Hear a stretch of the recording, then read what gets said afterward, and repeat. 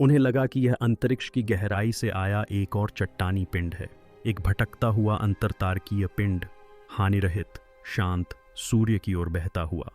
लेकिन फिर James Webb space telescope ने कुछ ऐसा देखा जिसकी किसी ने उम्मीद नहीं की थी। एक गहरा लाल रंग का चमकता हुआ कोमा जो प्राकृतिक व्याख्या से परे सम्मित था। न पानी, न पूंछ, न ही धूमकेतु के कोई परिचित लक्षण, केवल यांत्रिक सटीकता के साथ उत्सर्जित कार्बन डाइऑक्साइड। और अब वैज्ञानिक कुछ ऐसा फुसफुसा रहे हैं जो उन्होंने कभी सोचा भी नहीं था कि वे जोर से कहेंगे। क्या होगा अगर यह वास्तव में कोई धूमकेतु ही न हो? पिछली बार जब ऐसा कुछ हुआ था वह ओमुआमोआ था और इसने खगोल विज्ञान की दुनिया में पहले ही हलचल मचा दी थी। लेकिन 3I एटलस यह न केवल हमारे ज्ञान को चुनौती देता है बल्कि नियमों को ही बदल देता है, और हर गुजरते दिन के साथ यह और करीब आता जा रहा है। जेम्स वेब टेलीस्कोप ने 3 एटलस के बारे में जो पुष्टि की है वह चौंकाने से कहीं अधिक है। यह भयावह है और कोई भी, यहां तक कि नासा भी, आगे आने वाली स्थिति के लिए तैयार नहीं है। शुरुआत से ही 3 एटलस उन सभी धारणाओं से बिल्कुल अलग था जो हम अंतरतारकीय आगंतुकों के बारे में जानते थे। जल वाष्प और धूल से बने अव्यवस्थित कोमा के बजाय वेब टेलीस्कोप ने कुछ बिल्कुल अलग ही देखा। पृथ्वी के चंद्रमा की दूरी के लगभग बराबर आकार का एक विशाल लाल गैस का गोला जो सभी दिशाओं में समान रूप से फैल रहा था। इसका रंग न तो हल्का था और न ही बर्फीला। यह एक भयावह गहरे लाल रंग से चमक रहा था, और सबसे चिंताजनक बात यह थी कि इस प्रभामंडल का निर्माण पानी से नहीं हो रहा था। यह कार्बन डाइऑक्साइड था, और केवल कार्बन डाइऑक्साइड। सूर्य से इतनी दूरी पर पानी की प्रधानता होनी चाहिए थी। इस दूरी पर हमने जितने भी धूमकेतु देखे हैं वे सबसे पहले अपना पानी वाष्पित कर देते हैं, जिससे शानदार पूंछ और जलधाराएं बनती हैं जो घर के टेलीस्कोपों को भी रोमांच से भर देती हैं। लेकिन एटलस ने इस नियम का पालन नहीं किया। ऐसा प्रतीत होता था कि यह पूरी तरह से अलग भौतिकी के नियमों पर काम कर रहा है। न कोई जलधारा थी, न कोई तीव्र विस्फोट, न ही अव्यवस्था का कोई संकेत। बस धीरे धीरे लगातार CO2 निकल रही थी, मानो किसी ने स्विच ऑन कर दिया हो और अब वह शांत रहस्यमय नियंत्रण के साथ गैस छोड़ रही हो। खगोलविदों ने अपना ध्यान धूमकेतु के केंद्र में स्थित ठोस नाभिक यानी कोर की ओर मोड़ा, और जो उन्होंने पाया उससे वे दंग रह गए। हबल दूरबीन के शुरुआती अनुमानों से पता चला कि नाभिक बहुत छोटा था, लगभग 300 से 500 मीटर चौड़ा। लेकिन जब वेब और स्फेरिक्स ने निकट अवरक्त तरंग दैर्ध्य में स्कैन करना शुरू किया तो परावर्तित प्रकाश की तीव्रता उन आयामों से मेल नहीं खाती थी, बिल्कुल भी नहीं। बार बार किए गए मॉडलों के अनुसार नाभिक वास्तव में 46 किलोमीटर से अधिक चौड़ा हो सकता है, जो इसे अब तक देखे गए सभी धूमकेतुओं के 90% से बड़ा बनाता है। इस तरह के द्रव्यमान से एटलस धूमकेतु का शुरू से ही पता चल जाना चाहिए था। इसका गुरुत्वाकर्षण क्षेत्र अकेले ही पृष्ठभूमि के तारों से आने वाले प्रकाश को विकृत कर सकता था। फिर भी किसी तरह यह अब तक अदृश्य बना रहा। कैसे? कुछ वैज्ञानिकों ने सुझाव दिया कि परावर्तनशीलता शायद कोर से नहीं बल्कि कोमा में मौजूद कणों से आ रही हो। लेकिन जब उन्होंने परावर्तनशीलता वक्र का विश्लेषण किया तो यह सिद्धांत धराशायी हो गया। वक्र बहुत चिकना और एक समान था। ऐसा लग रहा था मानो इसे कृत्रिम रूप से बनाया गया हो। एक प्राकृतिक पिंड को, प्रकाश को अनियमित रूप से बिखेरना चाहिए, लेकिन यह सममित, चिकना और एक समान था, मानो किसी बुद्धिमान हाथों से बनाया गया दर्पण हो। हर धूमकेतु की अपनी एक आवाज होती है और ज्यादातर मामलों में वह आवाज पानी की होती है। जैसे जैसे वे सूर्य के निकट आते हैं, जमा हुआ पानी वाष्प में बदल जाता है, जिससे उनकी चमकती हुई पूंछें बनती हैं। लेकिन 3 एटलस धूमकेतु रहस्यमय ढंग से शांत रहा है। स्पेक्ट्रल डेटा से पुष्टि होती है कि इसकी सतह के नीचे पानी मौजूद है। यह वहां सुप्त अवस्था में है, लेकिन बाहर नहीं निकल रहा है। इसके बजाय प्रति सेकंड केवल 4.5 किलोग्राम पानी निकलता है, जो अपेक्षित मात्रा का 10वां हिस्सा है। एक सिद्धांत कहता है कि तीव्र CO2 उत्सर्जन एक ऊष्मीय आवरण की तरह काम कर रहा है, जो सतह को ठंडा कर रहा है और पानी को नीचे फंसा रहा है। दूसरा सिद्धांत कहता है कि पानी बहुत गहराई में दबा हुआ है, जहां तक सौर ताप नहीं पहुंच पा रहा है। लेकिन समस्या यह है, ये सिद्धांत भी इस स्थिरता की व्याख्या नहीं कर सकते। कोई दरार नहीं है, कोई व्यवधान नहीं है, जल वाष्प में कोई अचानक वृद्धि नहीं है, बस CO2 का एक स्थिर प्रवाह मशीन की तरह बार बार होता रहता है। और इससे यह सवाल उठता है कि क्या पानी की अनुपस्थिति महज एक संयोग नहीं है? क्या यह जानबूझकर किया गया है? यदि कोई वस्तु धूमकेतुओं के बारे में हमारे सभी ज्ञान को चुनौती देती है, तो क्या वह सुर्खियां नहीं बननी चाहिए? जब 2017 में ओumuamua की खोज हुई तो पूरी दुनिया जिज्ञासा से भर गई। कुछ ही दिनों में यह खबर मीडिया में छा गई, यहां तक कि हार्वर्ड के वैज्ञानिकों ने भी इसे एलियन तकनीक बताया। लेकिन 3 एटलस, फिर भी कुछ नहीं, सन्नाटा।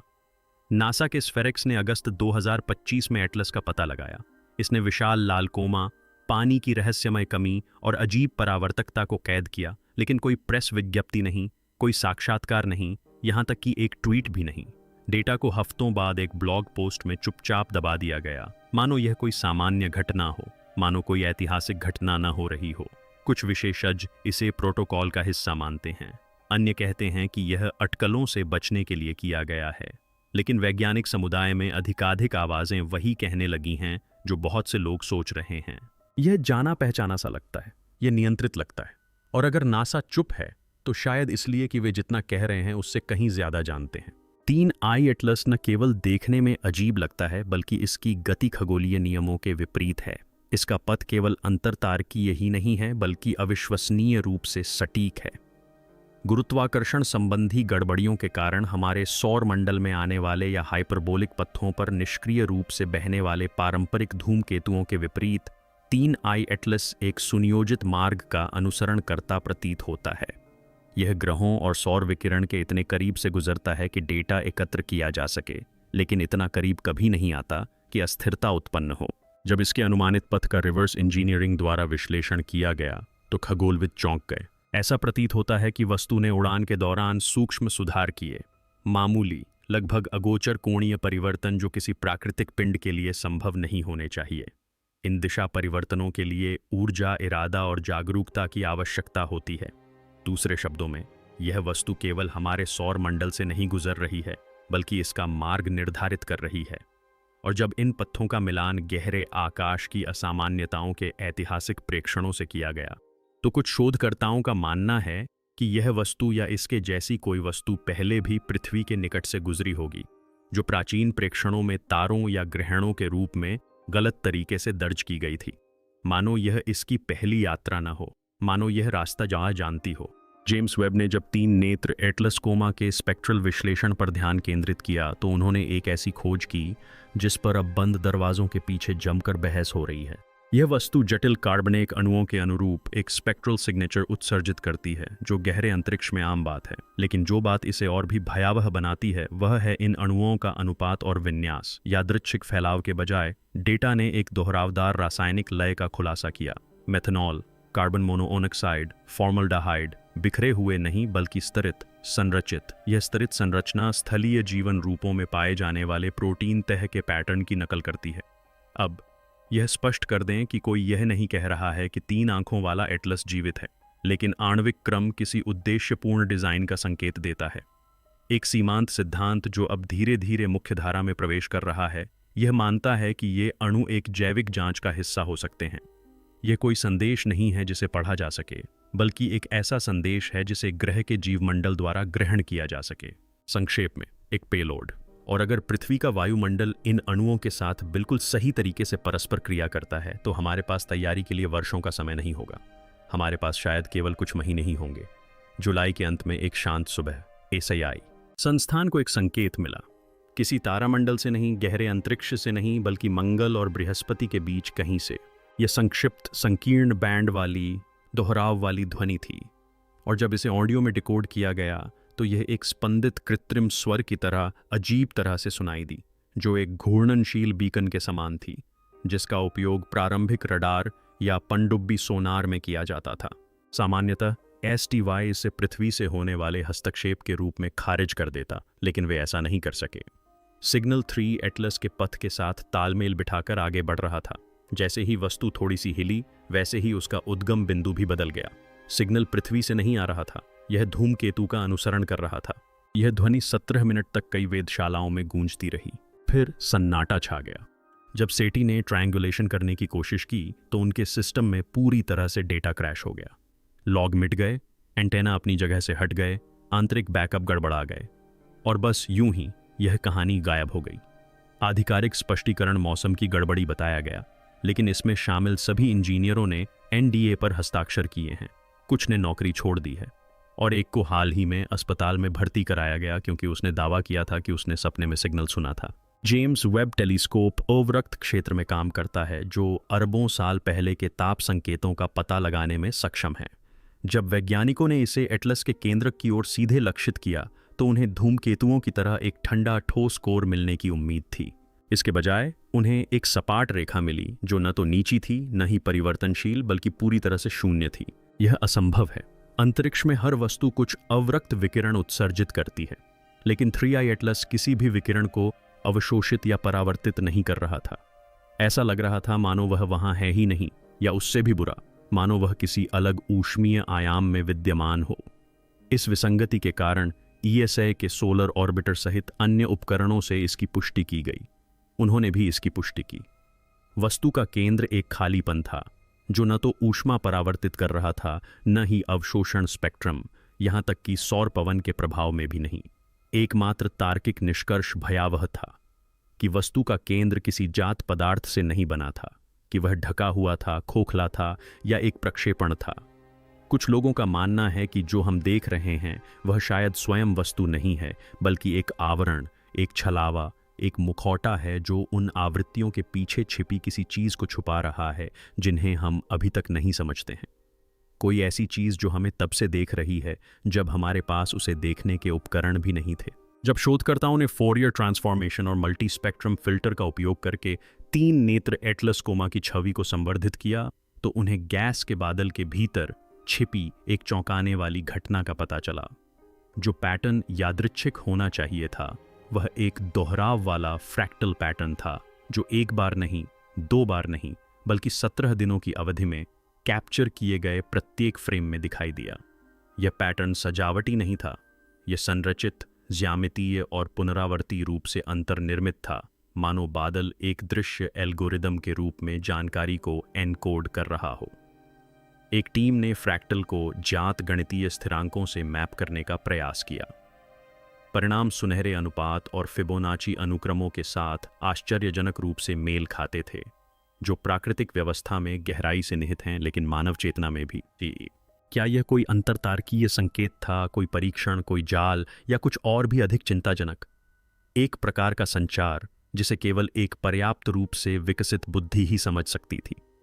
चाहे कुछ भी हो, यह संदेश हमारे यंत्रों के लिए नहीं था, यह हमारे दिमाग के लिए था। जब 3 एटलस से संबंधित डेटा दुनिया भर की बायोइन्फॉर्मेटिक्स टीमों के साथ साझा किया गया, तो एक चौंकाने वाला संबंध सामने आया। धूमकेतु द्वारा उत्सर्जित कणों की आणविक संरचना, विशेष रूप से कुछ कार्बन समृद्ध यौगिकों की, माइटोकॉन्ड्रियल DNA में पाए जाने वाले अनुक्रमों के साथ लगभग पूर्ण रूप से मेल खाती थी, खासकर उन क्षेत्रों में जो कोशिकीय उम्र बढ़ने और न्यूरोडिजेनरेशन से जुड़े हैं।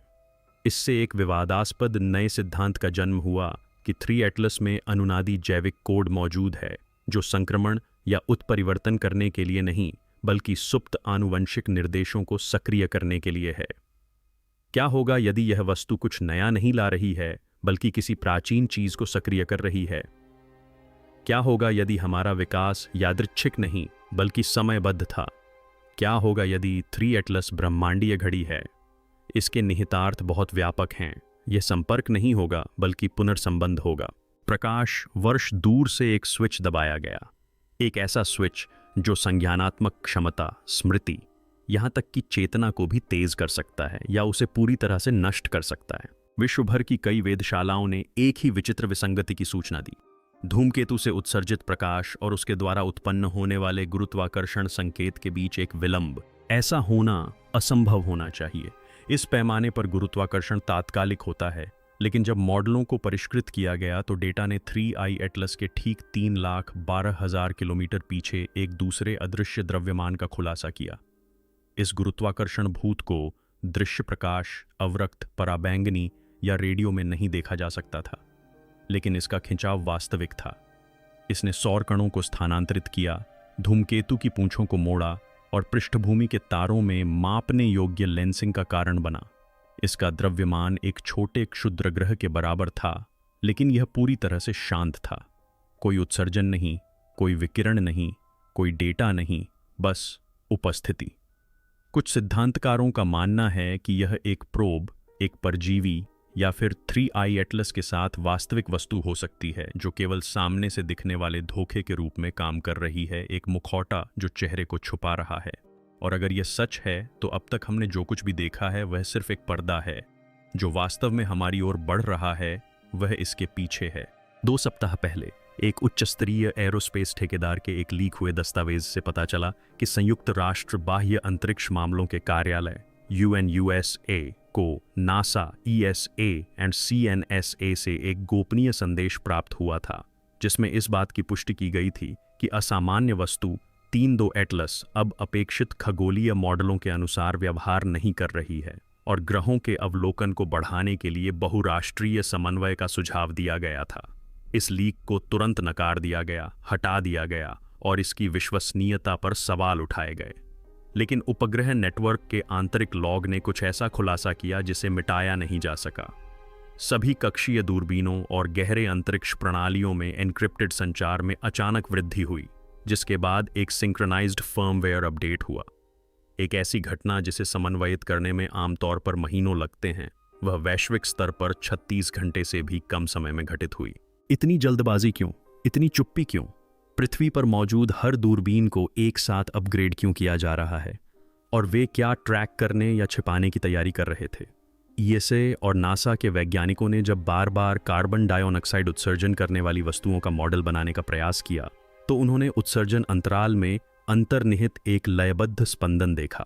लेकिन यह कोई साधारण लय नहीं थी। उत्सर्जन के बीच का अंतराल लघुगणकीय रूप से मापे जाने पर तख्तों के समय अंतराल के बराबर था। संदर्भ के लिए, प्लैंक समय भौतिकी में समय की सबसे छोटी मापनीय इकाई है, जो ब्रह्मांड की क्वांटम गति है। जब इसे वैश्विक परमाणु घड़ी प्रणालियों पर लागू किया गया तो जिनेवा, टोक्यो और बोल्डर में कई उच्च परिशुद्धता उपकरणों ने सूक्ष्म विद्युत प्रवाह में विसंगति दर्ज करना शुरू कर दिया। ऐसा लग रहा था मानो 3 नेत्र वाले एटलस की आवृत्ति में कुछ गड़बड़ी स्थानीय अंतरिक्ष समय को बिगाड़ रही हो। इतनी सूक्ष्म गड़बड़ी कि इसे नकारा जा सके, लेकिन इतनी लगातार कि उपग्रहों के बीच निर्धारित समय का क्रम टूट जाए। इससे भी अधिक चिंताजनक बात यह थी कि वेधशालाओं से नागरिक रिपोर्टें आने लगीं। घड़ियां अनियमित समय पर चलने लगीं, ड्रोन तालमेल से बाहर हो गए और कुछ गुप्त सैन्य प्रणालियों में समय असंतुलन की त्रुटियां दिखाई देने लगीं। यदि 3 नेत्र वाला एटलस दूर से समय को बिगाड़ सकता है तो पास आने पर क्या होगा? 3 एटलस ज्वालामुखी का कोमा सक्रिय रहा और उससे CO2 का उत्सर्जन होता रहा। लेकिन जेम्स वेब के एक नए स्कैन से पता चला कि कोर का तापमान अनुमानित स्तर से काफी नीचे गिरकर लगभग 40 केल्विन तक पहुंच गया है, जो परम शून्य के करीब है। यह तापमान देखी गई गैस उत्सर्जन गतिविधि के साथ भौतिक रूप से असंगत है। सरल शब्दों में कहें तो इतना ठंडा कोर सक्रिय नहीं होना चाहिए। इससे भी अधिक आश्चर्यजनक बात यह है कि थर्मल मैपिंग एक पूर्णतः गोलाकार ठंडे क्षेत्र को दर्शाती है, जिसकी सीमाएं स्पष्ट हैं और कोई थर्मल ग्रेडियंट नहीं है। इसका अर्थ है कि कोई अप्राकृतिक चीज आंतरिक तापमान को नियंत्रित कर रही है। कुछ लोगों को संदेह है कि वस्तु के भीतर एक क्रायोजेनिक कक्ष है, जिसमें संभवतः संवेदनशील सामग्री संग्रहित है या किसी चीज को संरक्षित किया जा रहा है। क्या यह जीवन या मृत्यु का वाहक हो सकता है? यह विचार कि 3 एटलस एक ऐसा वितरण तंत्र हो सकता है जो गहरे अंतरिक्ष में जमे हुए कोर को बनाए रखता है और पृथ्वी के निकट पहुंचने पर उसे तैनात करता है, खगोल जीव विज्ञानियों के बीच हाशिए से शुरू होकर मुख्यधारा की चर्चा का विषय बन गया है। और अगर यह क्रायोजेनिक है तो इसे जागृत होने के लिए डिजाइन किया गया है। चिली में स्थित वेरी लार्ज टेलीस्कोप VLT ने दूर के तारों के पीछे से गुजरते हुए 3 धूमकेतुओं की तेज गति से फोटोग्राफिक इमेजिंग की। किसी वस्तु के आकार के बारे में जानने के लिए यह एक आम तकनीक है, लेकिन परिणामों ने कुछ ऐसा दिखाया जो असंभव था। प्रकाश की प्रतिध्वनियां, यानी धूमकेतु के गुजरने के बाद धुंधली परछाइयां और परावर्तन लगातार दिखाई देते रहे, मानो वस्तु ने अंतरिक्ष में अपनी छाप छोड़ी हो। ये प्रतिध्वनियां सामान्य रूप से फीकी नहीं पड़ी। वे घंटों फिर दिनों तक बनी रहीं, पृथ्वी के घूर्णन के साथ धीरे धीरे अपनी स्थिति बदलती रहीं। खगोल भौतिकविदों ने इसे लेंसिंग बताकर खारिज करने की कोशिश की, लेकिन अलग अलग फिल्टर, कैमरे और उपकरणों का इस्तेमाल करने पर भी यह घटना बनी रही। ऐसा लग रहा था मानो वस्तु अलग अलग आयामों में खुद को दोहरा रही हो या हम समय के अलग अलग बिंदुओं से उसके एक साथ कई रूप देख रहे हों। हार्वर्ड की क्वांटम ऑप्टिक्स टीम का मानना है कि हम शायद एक प्रकार की अस्थायी प्रतिध्वनि से निपट रहे हैं, जो एक ऐसी वस्तु का दुष्प्रभाव है जो रैखिक समय से बंधी नहीं है, एक ऐसी वस्तु जो एक ही समय में कई क्षणों में मौजूद होती है, लेकिन हमें किसी भी क्षण में उसका केवल एक अंश ही देखने देती है। महीनों के विश्लेषण के बाद तुलनात्मक पौराणिक कथाओं और खगोल भौतिकविदों के एक विद्रोही समूह ने एक ऐसे विचार को प्रकाशित करना शुरू किया जो अब तक हास्यास्पद माना जाता था। उन्होंने कई सभ्यताओं में बिखरे हुए प्राचीन अभिलेखों का पता लगाया। सुमेरियन, दून, माया, इंडिस घाटी सभी एक ऐसे तारे का उल्लेख करते हैं जो 13 जन्मों के बाद लौटता है और अपने साथ एक दर्पण लाता है जो पृथ्वी की आत्मा को देखता है। ये वर्णन 3 नेत्रों वाले एटलस, आकाश में लाल आंख, सम्मित प्रकाश और बिना पूंछ के मौन गुजरने जैसे आधुनिक अवलोकनों से आश्चर्यजनक रूप से मेल खाते थे। प्राचीन लोगों ने तो इसके आगमन के साथ ही मौन रहने की रस्मों का भी वर्णन किया था, मानो किसी संकेत की प्रतीक्षा कर रहे हों या न्याय की प्रतीक्षा कर रहे हों।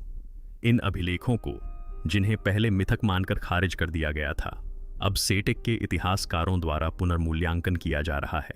क्योंकि अगर 3i एटलस एक धूमकेतु नहीं बल्कि एक सेंसर, एक निगरानीकर्ता या एक अग्रदूत है, तो शायद हमसे पहले आए लोग पहले से ही जानते थे कि इसका क्या मतलब है। और अगर उन्होंने तैयारी की तो शायद हमें भी करनी चाहिए। जेम्स वेब टेलीस्कोप ने जो कुछ भी कैप्चर किया है, हर सिग्नल, छाया और विसंगति जिसे हमने तर्क संगत बनाने की कोशिश की है, उसके बाद एक सच्चाई निर्विवाद होती जा रही है। 3 एटलस यहाँ से गुजरने के लिए नहीं है, यह यहाँ प्रतिबिंबित करने के लिए है।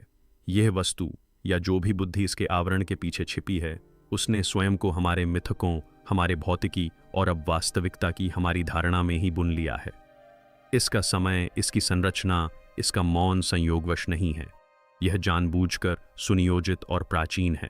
यह अनायास नहीं आया, यह लौट आया है। यह हमारे सिद्धांतों को इसलिए तोड़ता है क्योंकि इसे कभी उनका पालन करने के लिए बनाया ही नहीं गया था, क्योंकि यह हमारे नियमों के दायरे में नहीं चलता। और शायद हम भी नहीं, शायद हम ही वह विसंगति हैं जिसे यह देखने, परखने या जगाने आया है। सरकारें चुप रह सकती हैं, एजेंसियां दिखावा कर सकती हैं कि यह बस एक और अंतरिक्ष चट्टान है, लेकिन उपकरण अब चुप नहीं हैं। इसके पैटर्न बहुत सटीक हैं और इसका प्रभाव न केवल हमारे वायुमंडल में बल्कि हमारी स्मृति, हमारी जीव विज्ञान, हमारे अतीत में भी फैल रहा है। क्योंकि 3 नेत्रों वाला एटलस केवल प्रकाश को प्रतिबिंबित नहीं करता, यह दर्शाता है कि हम क्या बन गए हैं।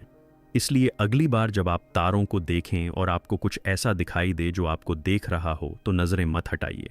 हो सकता है आप किसी धूमकेतु को न देख रहे हों, हो सकता है आप अपनी उत्पत्ति या अपने अंत के दर्पण में देख रहे हों।